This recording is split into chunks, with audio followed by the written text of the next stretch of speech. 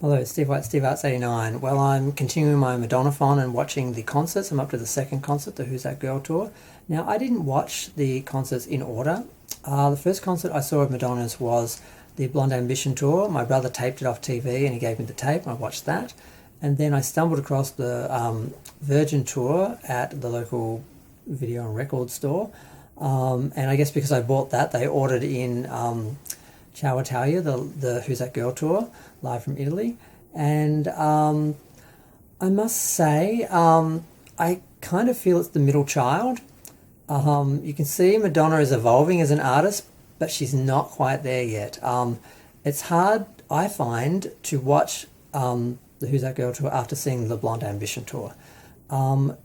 It's funny because the Virgin tour has this just effortless perfection. It's just perfect. And Blonde Ambition has this perfected image of, the Madonna, the icon that we know now.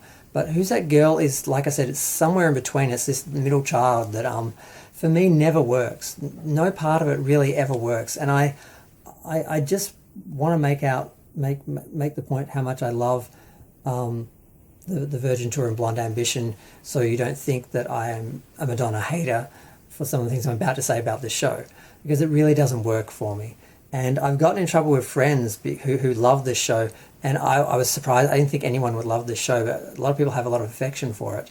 And I was sort of trashing it, and they looked at me with this look of absolute offense and shock and disgust that I didn't love the show like they did. And I'm like, oh, okay, I probably need to be a bit more considerate of people's feelings before I say stuff about this show, because people love it. It was filmed in Japan first in I think June 1987. I've lost my dates.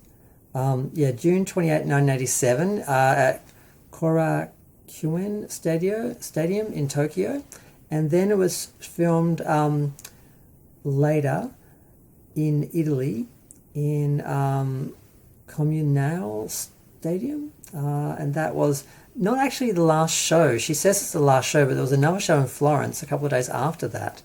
That's the end of the tour. It's really strange. It's like she just had True Blue, which was a huge hit.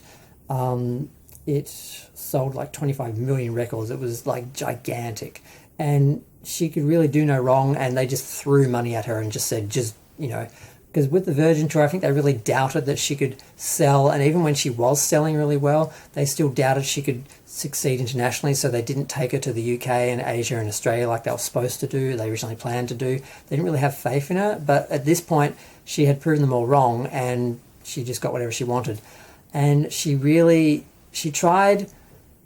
She was aspiring for something she didn't really reach. She reached it with Blonde Ambition, but she didn't really reach it with this. Like, she has this gigantic stage, and it just at no point, it just always looks the same. With the other concerts, the stage always changed, the lighting changed, the themes changed. You felt like there were different segments, and different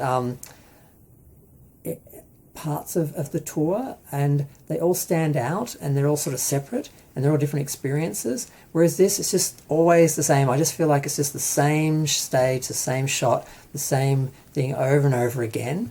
And the costumes by Marlene Stewart, I can't stand any of them really.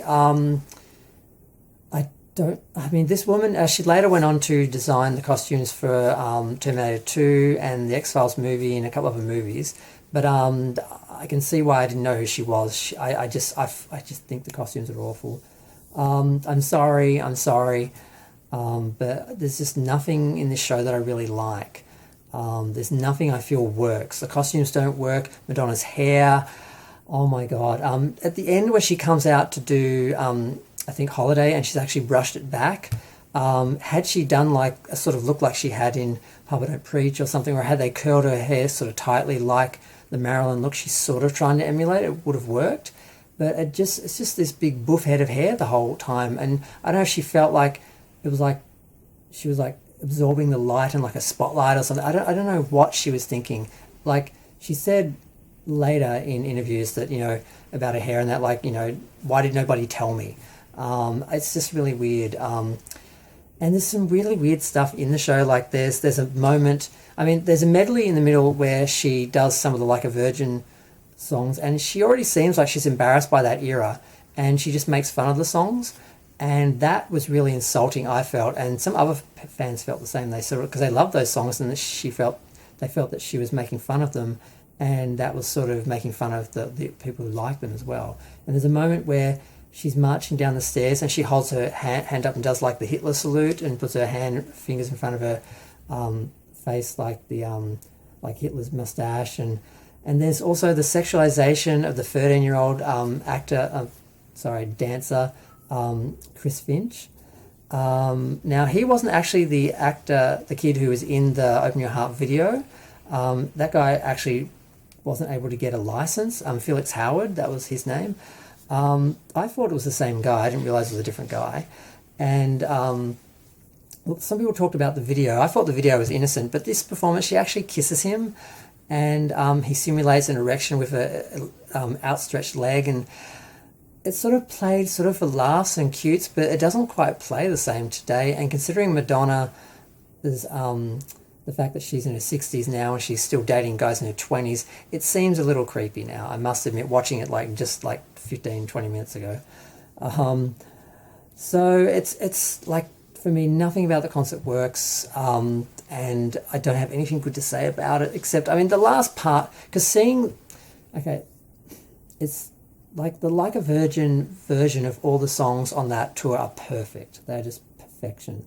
So to see them done in this Who's That Girl True Blue sort of style version, it really is a lesser version of them, and none of them really work.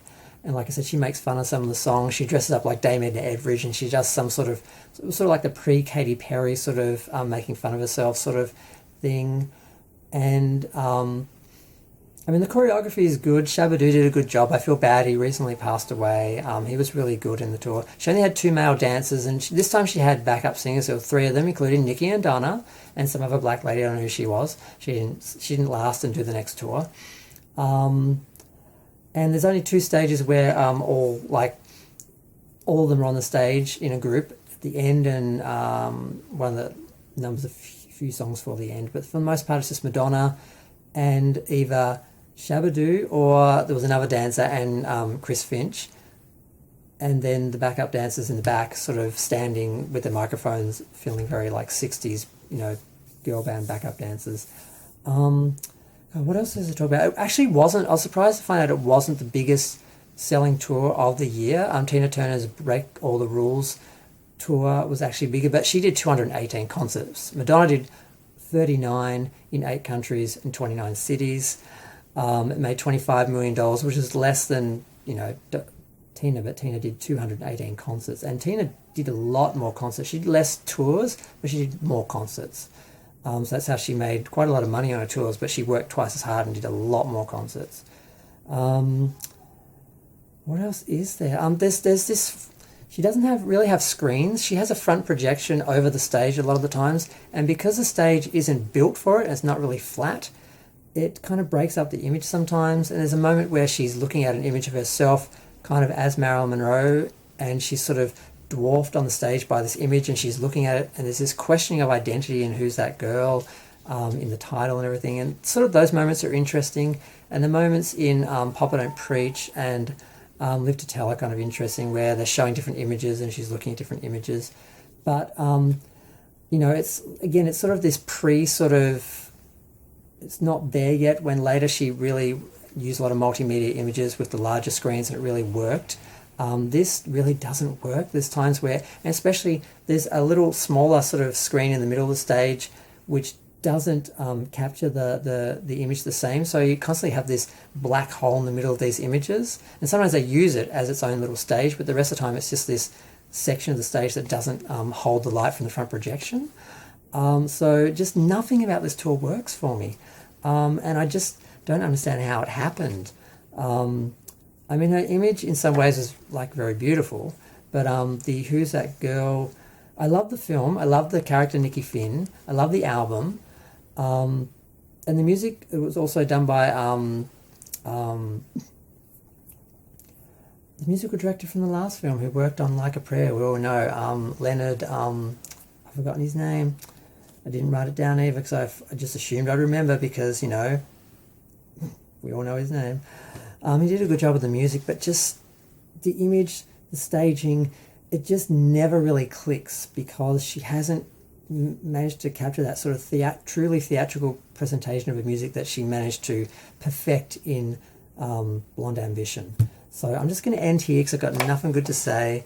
I mean, I got my Madonna money from the altered states of Madonna and, you know, my tickets and all that here. And I do love, I love Madonna. I love her touring, but this show just doesn't work for me.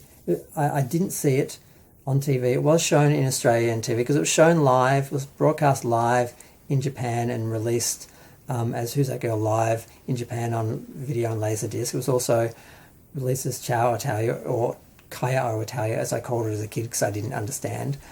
And that was broadcast live, and it was also shown in Australia in the same year, but I don't think it was broadcast live.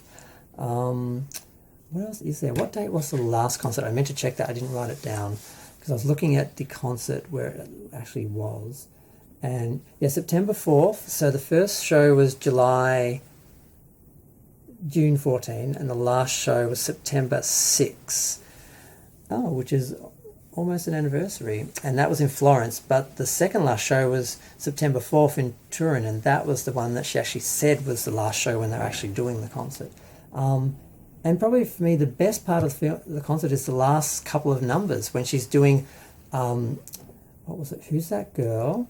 And, well, of course, La Bonita, Who's That Girl? And then Holiday. And particularly when she asks for the combs from the audience and she brushes her hair down again, she looks good and she's very energetic. So it ends well, but the middle of it, it's very formal and she's trying to achieve this sort of theatrical presentation and she doesn't quite have it down. And it must have seemed amazing at the time, but when you watch it after watching Blonde Ambition, it just seems kind of underdeveloped and doesn't work. So I have trouble watching it. I never watch it. I always watch the Virgin Tour and Blonde Ambition and every other concert that she's done I watch and I love, but this one I can't watch it.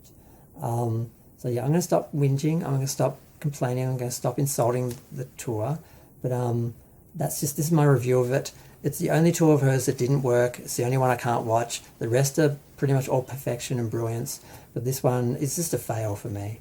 And I can't believe I said that, and people will be like, oh my god, you're a hater. But yeah, I'm going to go. Feel free to share, like, comment, subscribe. Let me know what you think of the concert, please. If you don't like it either, please share that with me and make me feel like I'm not the only Madonna fan who hates this concert. And I'm going to go. Thanks. Bye.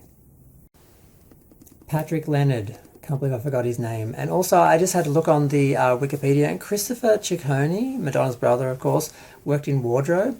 And Debbie Mazar did her makeup and hair again, which I didn't realise. I knew she'd done the Virgin Tour, but I didn't know she'd stayed with her for this. I'm curious who did in Blonde Ambition. But Blonde Ambition's next. Bye.